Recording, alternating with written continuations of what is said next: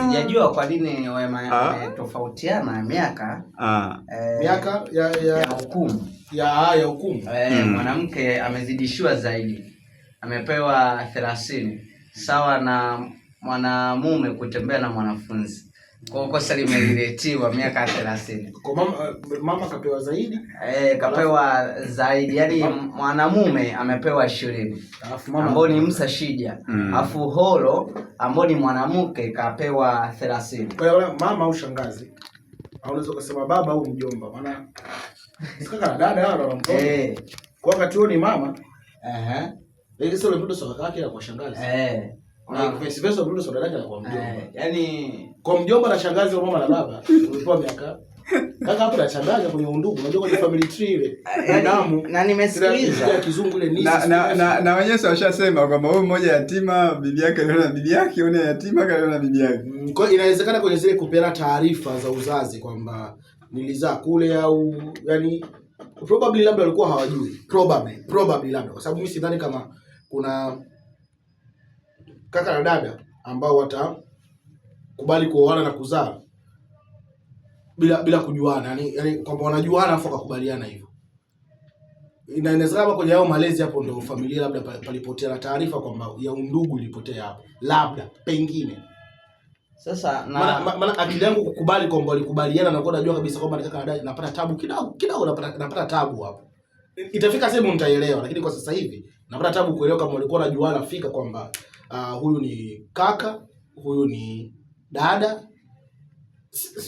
Sio kama maana mazingira ya mimi kaka na dada ni yale haswa kaka na dada kwamba kaka shikamoo au dadangu shikamoo. Ile yani kwamba sister bro, alafu ujuniambia kwamba nafunga ndoa nafahamiana kabisa na mpaka kufikia hatua probably labda walikuwa wajua au pengine labda walikuja kujuana tayari washapendana labda. Na taarifa zinaonyesha ni watoto wa mama mmoja na baba mmoja. Sasa walilelewa labda kwenye kulelewa bibi wa kule na bibi wa huko.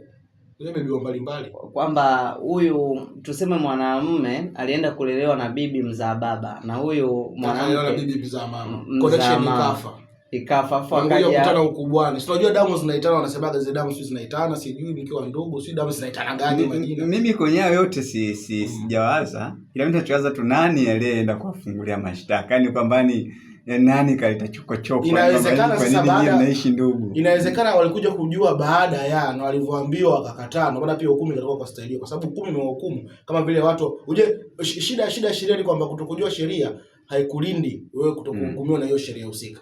Pengine labda waliambiwa wakabisha, wakaenda mahakamani, utetezi ukawa mwanamke katetea sana.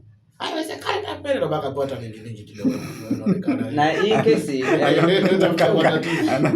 hukumu ilistahili kutolewa 2024 kwa mujibu wa taarifa wa ripota. Ilitakiwa hiyo hukumu itolewe 2024. Lakini walikata rufaa. Unaona ili uweze kusikilizwa upya. Ila awali walikiri 2024 walikiri kutenda kosa hilo. Lakini sasa wao ni kama kosa, ni wao walikiri kwamba wamefanya, kweli wameoana. Wana ndoa. Lakini hawakukiri kama ni kosa. Ila walikiri kama ni kweli wameoana, sio kama kosa. Kama hali wameoana.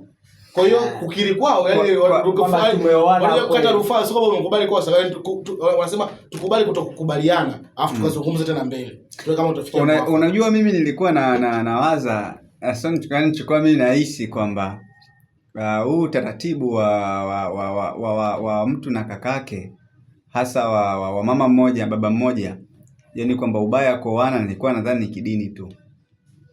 Yaani kwa hiyo kidini tu kwamba dini tu ndio hairuhusu hivi. Hairuhusu. Kuna tamaduni pia zinakataza. Si kitu cha kawaida. Si kitu cha kawaida kutokea kwenye jamii. Ni aina ile matukio ambayo kidogo yanashangaza kwa sababu karibu mila zote duniani hakuna mila hata moja ambayo ina mfanano wa hili linalosemwa kwamba kaka na dada wanaweza wakaoana. Achilia mbali tu kwa hata kuingiliana.